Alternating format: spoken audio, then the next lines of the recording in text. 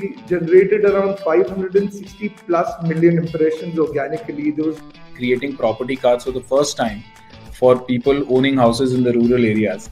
We have a patent on a bits technology, which... but we were really guided by what we wanted it to be.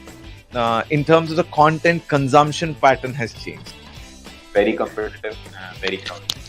The objective is basically to democratize cancer care. I see a very bright future for retail industry. Technology now allows us to scale up. We also want to help patients become more compliant. If I look at the custom solutions market, it's almost about $1,500 billion. Your customers will not continue to be with you if you don't change here. We had adopted digitalization much earlier. Within a very short span of time, we are the number one operator in the whole of South India. If you are reaching out to a lakh people today, you would be reaching out to an entire globe tomorrow. We got those two brands and then immediately got into a few of the LFRs, and there was no looking back.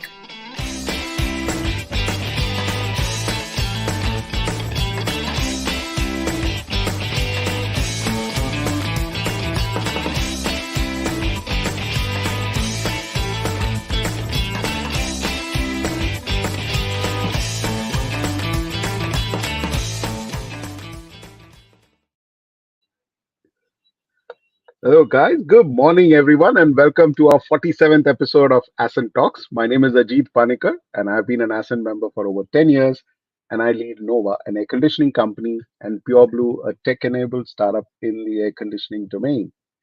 And as usual, on the 47th episode, my co-host is Aleem. How are you doing, Aleem? Great, Ajit. Good morning and good morning to everyone. My name is Aleem Merchant. I run an advertising and marketing company in Mumbai called Synapse. And I've been an Ascent member for 6-7 years now. But Ajit, for the 48th time, you have to tell us what is Ascent. 47th, my friend. 47th. Ascent is a non-profit organization that helps entrepreneurs grow their business. It was founded by Harsh Mariwala, Chairman Marico Limited, in 2012, and which has helped over 850 entrepreneurs across India. Ascent's key features is its trust groups, where entrepreneurs can share experiences and ideas. Ascent Talks is hosted weekly on Friday at 11 a.m. to showcase the journeys of its members. So, Aleem, let's bring in our guest today. Welcoming Dr. Raghunandan Jagdish. He's completed his M.Tech in Mechanical Engineering from Texas A&M University and has been striving to fulfill the vision of Make in India, Deliver for the World at Nandan GSE. For the past 20 plus years, he's had the honor of serving the Indian Armed Forces, the legendary Mr. Ratan Tata himself, and many more prestigious and reputed organizations. Currently, as a CEO of Nandan GSE, he is leading the team of 350 plus world-class professionals. They design and manufacture specialized material for handling and lifting systems, vehicle applications, hydraulics, scissor lifts, and much more.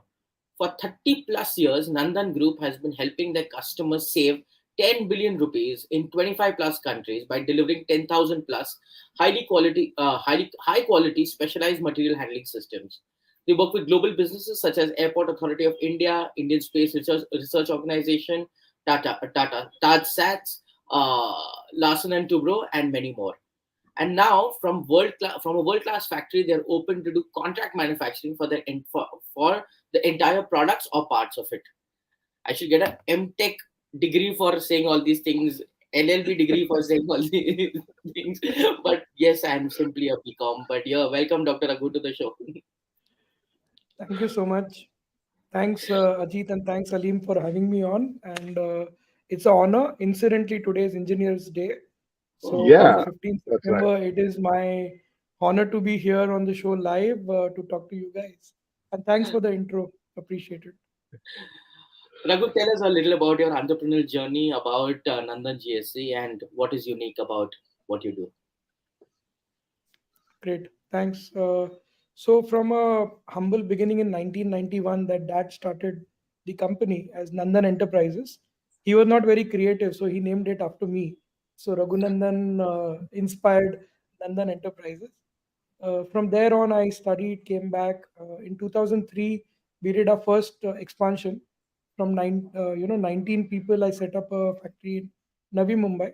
And as of today, we are 250 plus across 1 lakh square feet in Navi Mumbai and Khopoli.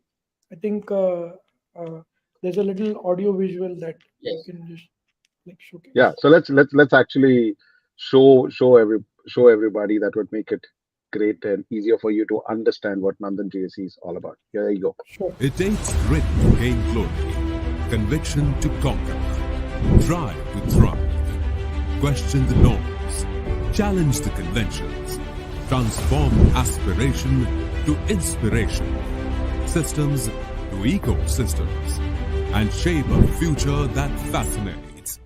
A leading provider of specialized handling systems, we at Nandan GSE enhance productivity, performance, and safety for our customers worldwide. The insight of J.C. Kumar, our founder and chairman, and the foresight of Dr. Raghunandan Jagdish, our MD and CEO, has propelled us at Nandan GSE to become a global leader in the industry. With a presence in over 25 countries, we at Nandan GSE have a track record of delivering over 10,000 equipment and adding value to our customers for aviation GSE, defense systems, specialized material handling solutions, and truck and container loading systems. We invest in our team with the best quality of coaching, mentoring, and training, with our own knowledge and learning management system integrated with our cloud-based ERP. Nandan GSE has been awarded and recognized multiple times by business leaders, publications, and governments, inspiring us to reach top echelons of excellence. At Nandan GSE, we strive to improve the productivity, performance, and safety of our customers, helping them save money, time, and effort. We pride ourselves on our consultative selling approach, rooted in values, excellence in execution, and supporting lifelong relationships. Join us at Nandan GSE, where we deliver value through Make in India and Make for the World to boost your productivity, performance, and safety through our unwavering commitment to quality for the past 3 decades and years to come. Nandan GSE.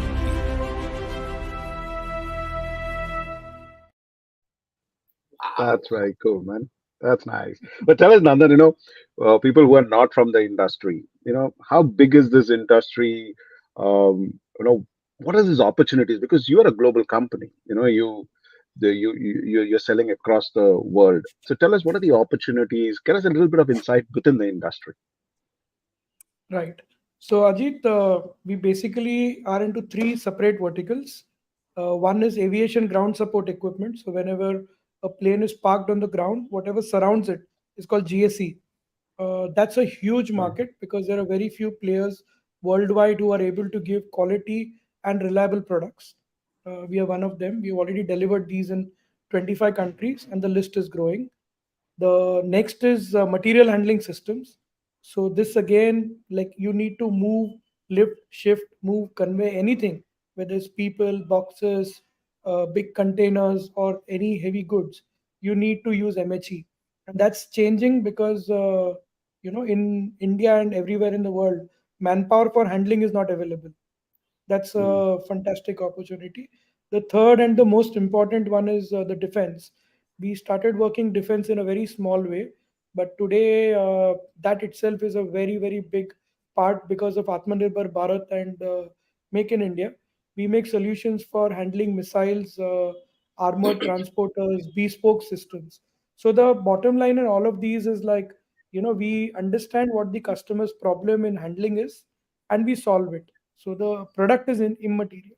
The solution and the technology can be made tailor-made to what the customer wants. So whether you want to lift elephants to the 3rd floor of a building, or you want to park your missile safely, or you want to move your cars if you're Ratan Tata, we have solutions for all of you. And also, if anybody has a factory, we can guaranteed come in and do an audit across the factory and give you at least 10 or 15 saving mechanisms where you can save effort, money, and time, which I think straight away impacts your bottom line. I can understand cars, I can understand machines. Who moves elephants, my friend? I'm a little cut off on that front. But yeah, but I think it's very well explained in terms of actually taking a reach. Yeah. So, Raghu, what I'm understanding is there are not too many players in this zone, right? I mean, there must be not. So, what kind of changes did you bring in this industry that made you amongst the forefront, or put you right up there? So typically, the people who used to make these MHEs were called fabricators, whereas we call ourselves manufacturers. We call ourselves innovators and designers. So we don't, we have a full process where we sell the solution to the customer what they require. We innovate on the solution with global benchmarks, and we manufacture it with very stringent quality requirements. So then when we deliver it out, it becomes a solution that lasts for a very long time. No, Raghu, any entrepreneurial journey is never hunky dory, right? And you're a second generation entrepreneur. And so tell us about some of those difficult challenges that you've been actually facing through this entire journey, and also, taking over the business from your dad and then scaling it up. What are the big challenges that you faced during this entire journey? So yes, I studied in the US. So coming back to India at that time, and then I'm talking about 2003-4, and then right from looking for the land to getting the bank loan to taking care of the social, I won't call it anti-social, the social elements around in the industrial area, and setting them right to make sure that we work with the community and hiring a lot of people from scratch. So you need to don a lot of hats, and that's where I learned at the school of hard knocks another masters once again about how to set up an industry and how to run it. Along the way, we of course had a lot of challenges. 2008 recession came up. We had the pandemic. So at the time, just before the pandemic, when I turned 40, dad was gracious enough to give the full control of the organization to me, which is what it was, because the styles of functioning of first generation and second generation will be dramatically different. So unless there is one structured generation which has control, it doesn't take over. So we were running for the first 15 years in little of dad's way, because he was chairman and managing director. So 2019, I took over as MD. That's when we used a philosophy called scaling up from Vern Hanish. There's a book called Scaling Up, which I love. And we use that to set up a leadership team. We set up a lot of processes. We set up business on autopilot, started operations as a first. We started empowering, delegating, authorizing my leaders to take this forward. So when Corona happened and when we were brainstorming, we realized that this is the best time for us to actually expand rather than contract. So I made a promise to my team that I won't fire a single guy because of what happens. I mean, we kind of didn't know what is getting up, but with every crisis, there is an opportunity. So we demolished our whole factory. We rebuilt it from scratch, right from the foundation onwards, and we converted it into a world-class manufacturing setup. So 2019, we were having 120 employees. Today, we have 250 plus employees, and a lot of people who support us going there. So I think taking it up, you can't make a 10-year vision plan and keep it up there, but every 3 years you need to reset your visions and make and if your team aligns with it, take them along with it. So I think my team believed in my vision. My dad supported me, and all my well-wishers listened to me. Initially they said we were mad. Who takes a loan at the time of crisis like corona to build up more than double of what you were before? But today it's kind of validated. I just returned back from a trip to Africa and Qatar.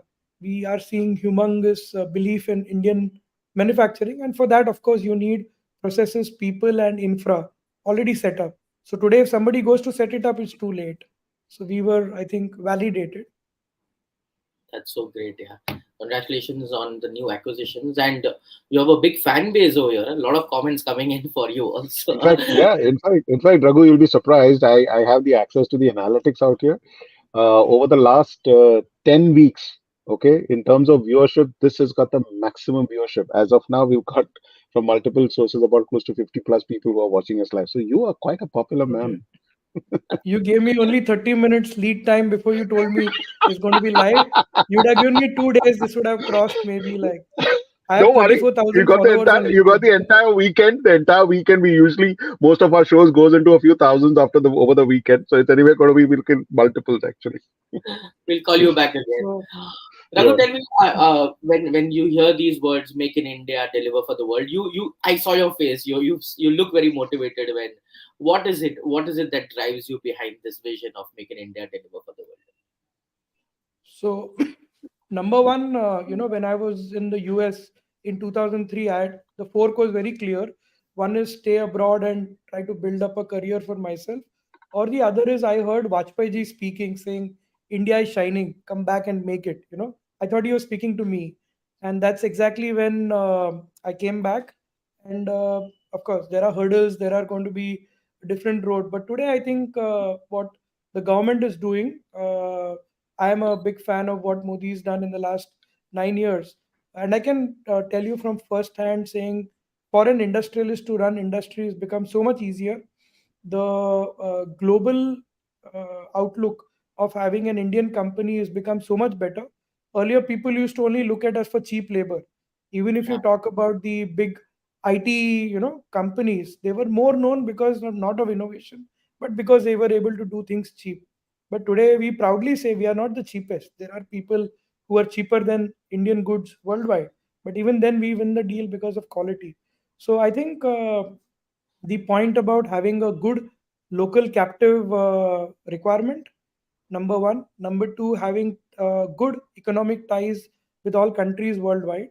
And the government putting in a policy that anything up to 200 crores, you need to make in India and give a first chance to an Indian company. Only then you can import. I think that itself is a big step to take this across. It is fantastic. Yeah. So Raghu, one of the things that I've we've spoken also, and you said these entrepreneurs need to be not working in the business, but they be working on the business, and you always emphasized on continuous learning programs, especially for entrepreneurs, and that's a great thought, and very few people believe that that even entrepreneurs need to be constantly learning. Share us some of those thoughts that you always spoken about as to what's this whole thing about continuous learning. What are the benefits that you had? Right.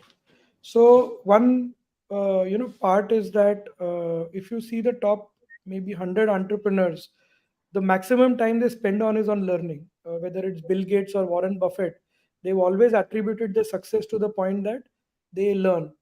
I'm just turning it around. I know you're not supposed to do that, but in my own office, I have a canvas there that is made there. It's my vision board, which actually personifies what exactly is it that we are putting it up. So in that, the main point there is that there's a seed that you plant in people's mind and that grows. So I think any investment, if you look at ROI, the amount of investment you put into learning is always going to be your maximum returns. So I spend about 1.5 hours a day on learning. That's my morning time. I wake up at 4:30. So generally, I don't do any transactional work in the morning. It's always about learning about new things, reading books, and applying systems. And of course, from there, taking it to execution is the key, because just filling the bucket with water is not going to help. And that's when you take it up. So if you see a circle, there's a very small part of which is like what I know. That those are my strengths. There's another small part which is what I don't know. That is things which are my weaknesses, and I'm aware about them. The biggest part of the pie is what I don't know. That will only come when we constantly learn, when we listen, read biographies, and you never know when the next big idea can change your life. Fabulous. And talking about the next big idea, can you tell me, Raghu, what is this My Gyan portal? Right. So I set up a portal called mygyan.net.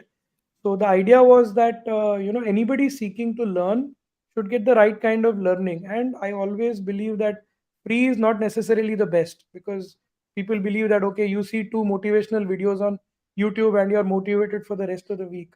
That's not really true. And there's a lot of trainers, coaches, and stuff who are out there in the market who are not very tech savvy and today still believe you need to get into a room to teach somebody there. But I gave a platform where the coaches and trainers can put their programs on, and whoever wants to access it can easily access it as a learning management system in a very structured manner. So 2018, I thought it can be a big business by itself, but then I scaled it down and said, look, this is only for those people who are interested and who are connected with me. They get access to it, of course, and most of them are free, and we let them do it. So we have a small little community of about 3,500 people on MyGam, and on LinkedIn. I You didn't talk about it yet, but I'm just talking. My name is called Raghudan. That's my alter ego. So Raghudan speaks and Raghudan shares are two very popular hashtags where, like, a lot of views come in. That's where I built up my network of 34,000 people, and it is across geographies. Nice. Yeah. Yeah, but very few entrepreneurs actually even understand that it's important to build, like how you said, the Ragu Dawn, and you built a following of 34, so you're putting your thoughts out there, and everything. So one of the things that I really wanted to even bring to you is, because you're a second generation, and this is something that we really need to talk about: succession planning. You've gone through that journey, and you will also go through it again at one point of time. Can you share something about the succession planning, both from your experience and what you plan to do? Sure. So when I'm working in the business, I believe I am indispensable to the business. So that's always the case at which you begin it. But when you start working on the business, you start working on the models. You realize that there are functions where people have to be better than you. That is the kind of people that you have to get in. So if you get a design head, if you get an operations head, you should understand that they can deliver better in those little functions than you.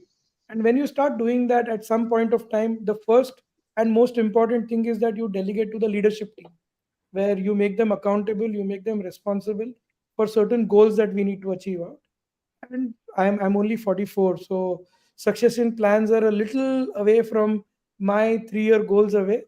But yes, at any point of time, I tell my guys saying, the day I feel that I'm not delivering as CEO, I think there has to be somebody better coming than me. Managing director, I think it will be retained for a little longer time than that. But and again, I have a 11-year-old daughter, so it's not given that the business is made for her to take over. That's not really true. We don't even know whether she will want to come and join at the time or not. The choice is hers to do that. Interesting. And Raghu, tell us about your PhD. I mean, you go with Dr. Raghunandan Jagdish. Tell us about your PhD. What did you do and how did you go about it? So it always was on my bucket list. So I think everybody should make a bucket list for themselves, and in that, one of the items was get a PhD done. But at no point could I really go out and spend 3 years in an academic program and do that. So in France, there is a university called Robert Sorbonne University. So I did this in a distant manner from them. The thesis and everything was made very relevant to my field.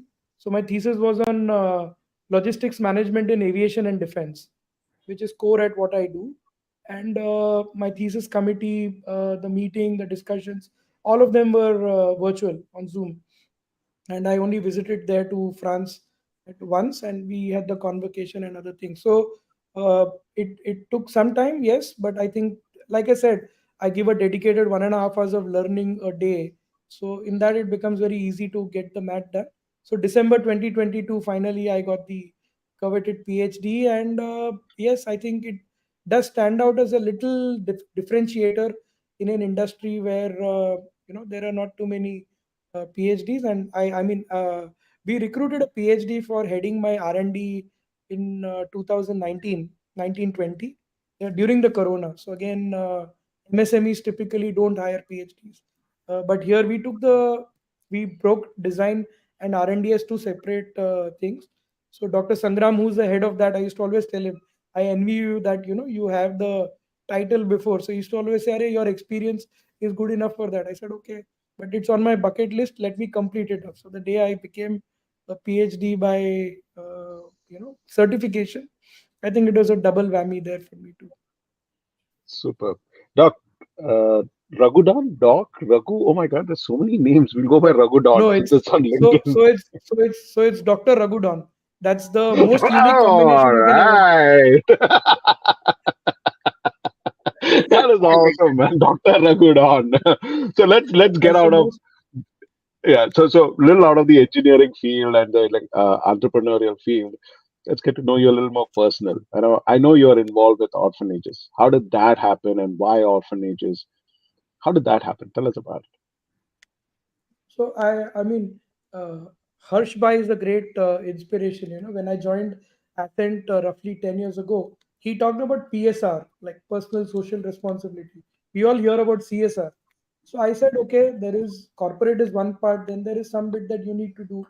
Uh, and coming across one of the birthdays of my daughter Kamya, we celebrated in an orphanage with those kids and stuff. Then I realized that how difficult it is to run these places.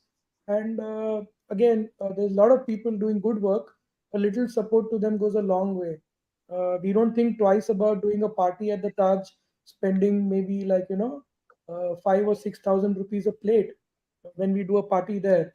But that same amount can actually sustain an orphanage children for about 1 week for maybe food or education. So I have two very strong inclinations.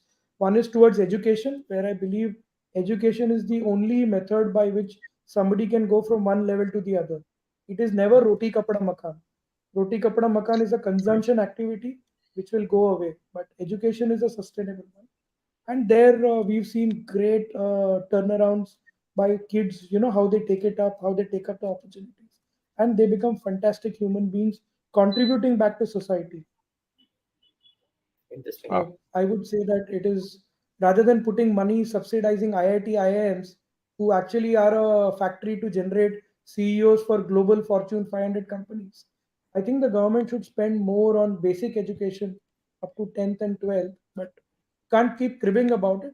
So in our own little way, I think if for our birthdays, we at least pledge a little money to any orphanage or an old age home as a small contribution, or do it a monthly basis. I think that is a great method to take it forward. So there's Very an interesting. orphanage called Jan Kalyan Sevashram in Panvel. I'm associated with them.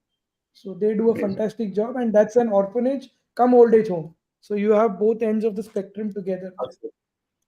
How nice. And Raghu, tell us about your Ascent journey. I mean, how's that been? You've been a member for 10 years, you just said. So Yes. So I've been part of three groups in this time. And I believe a trust group is something which is very unique and sacrosanct. You're not invested into each other's successes or failures commercially. You're not on each other's boards physically, or you don't do transactions also with each other. It's not recommended to do. So after some time, you learn about each other so much that you can open your mouth and give a honest feedback, positive or negative, both ways, and that becomes an amazing sounding board for taking this forward. So I think Ascent is and now with the Ascent accelerating, more groups coming together, and you guys doing your 47th episode of this storytelling. I think it's an amazing platform, and there are hundreds of these stories worth telling and worth listening to and getting inspired over. We all listen to Richard Branson's and Elon Musk's story, but beyond a little bit, we cannot resonate with those, out. So this is, I think Harshbhai is doing a great job. Amazing, man. Absolutely good. So, tell us about your family, your personal hobbies, everything that you do other than the engineering stuff. So my wife Sangeeta, I met her in fact on a platform called Orkut. So I met my wife also using technology. It was a that was like a long time back, and she's a operations head at a digital marketing firm called DigiLocal. Uh, my daughter Kamya is 11. One day she wants to be an astronaut. Other day she wants to be a copywriter come artist. Third day she wants to maybe think about doing business. But it's great. I think fatherhood really converted me. So I think we should all aspire to be, the human beings, not what our fathers want us to be, but what we want our children to be. If we can get into that zone, I think it itself is a great journey. My hobbies are a lot of reading. I go out to nature once in a while. I used to collect a lot of stamps and coins. I think I had a collection of close to 164 countries at that time. Oh wow. Not opened it Wow, for a long amazing. time. I love traveling. I love doing day trips. So I'll go in the morning and come back in the evening. I visited places like Mauritius, reached in the morning, come back in the evening. And yeah, I'm mad that way. But I think it is better than nothing at all. So I would do like 2 business meetings and still see the places and come back. So I always push my team on saying, how much can you put into one day? There are some days where I do like 13 meetings in a day. Oh So my god. it doesn't work out. Yeah. So, Raghu, we are actually down to our 30 minutes, but I'll tell you, even we've lost track of our time. It's been fantastic listening to you, man. And it's just the last 30 minutes has been full of energy, full of this. So you actually deserve to be called the Dr. Raghu Don, man. It's just perfect, man. It's brilliant. Then I guess everyone's going to remember you as that itself, Dr. Raghu Don. But thank you so much for taking time out and sharing this with us. It's been fabulous listening to you. Thank you so much for being with us today. Thank you Thank you, so much, Doctor. Thank you, Ajit. Ravi. Thank you, Ajit. And of course, Ascent and all the Thank you people who very are much. listening. Thanks. Bye. Bye. Awesome. So you guys would have enjoyed this conversation. Fabulous stuff. Yeah, it is fantastic. So most of you who are just entrepreneurs who love these shows, share it. We have a lot of people who just share it to other entrepreneurs saying that, hey, this is interesting and this is one show that you would love to share. And if you are growth ready and you want to be part of the India growth story, then you should get to ascentfoundation.in and send in your application. And the Ascent team will get in touch with you. And if you're truly growth ready, we'll be happy to have you as part of our cohort. So that's the 47th episode. And we've got some nice comments coming for you and me, Ali. Amazing Oh dedications. wow. All Thank you. right. Thank you, Ashutosh. You just made our day. Thank you. Thanks a lot, guys. Thank you very much. It's been fun bringing you all these shows. We You continuously guys. keep learning every time, and it's fantastic. Thank you very much, guys. See you next Friday at 11 o'clock with another interesting story. Thanks a lot. Bye bye.